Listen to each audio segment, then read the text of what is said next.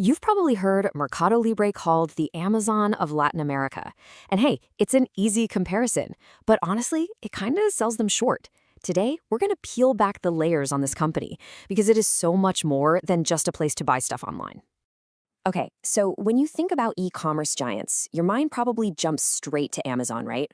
Or maybe Alibaba. But what if I told you there's another player that absolutely dominates a region of over 650 million people?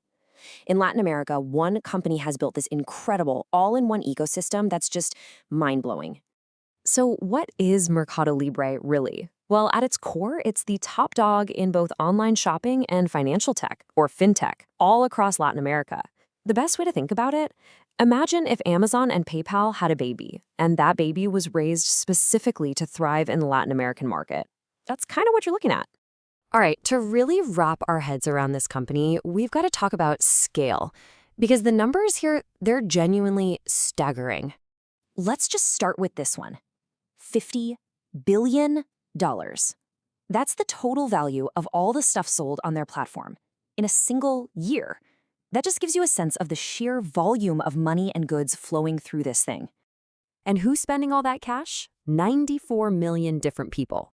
To put that in perspective, that's more people than the entire population of Germany.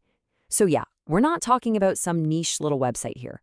This thing is a massive part of everyday life for millions and millions of people. Okay, so the company itself, you'll often hear it called MLI, that's its stock ticker, is really built on two huge connected pillars, commerce and fintech.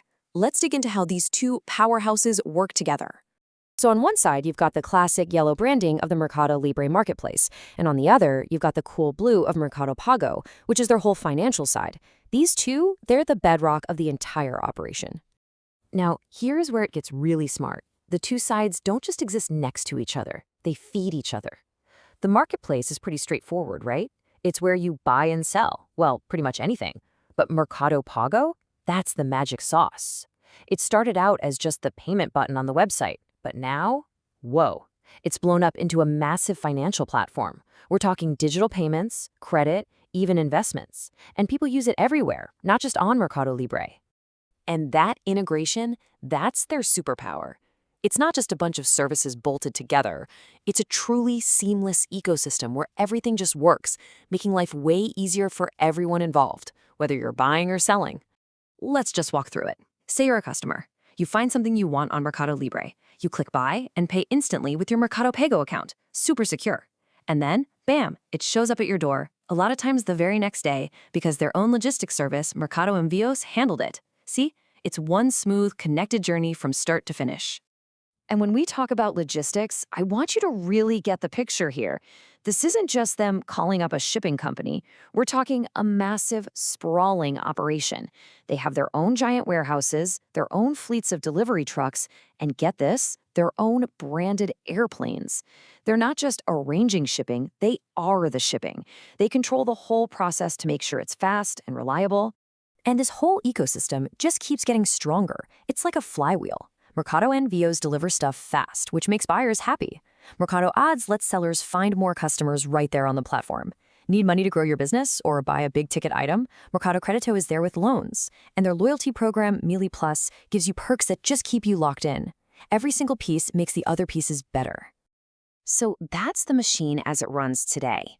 But here's the thing. They're not just letting it run. They are pouring fuel on the fire, investing a ton of money to make that flywheel spin even faster.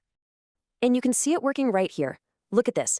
Back in 2016, they did about $8 billion in sales volume. Fast forward to today, $50 billion. That's not just growth, that's an explosion. The acceleration is just incredible.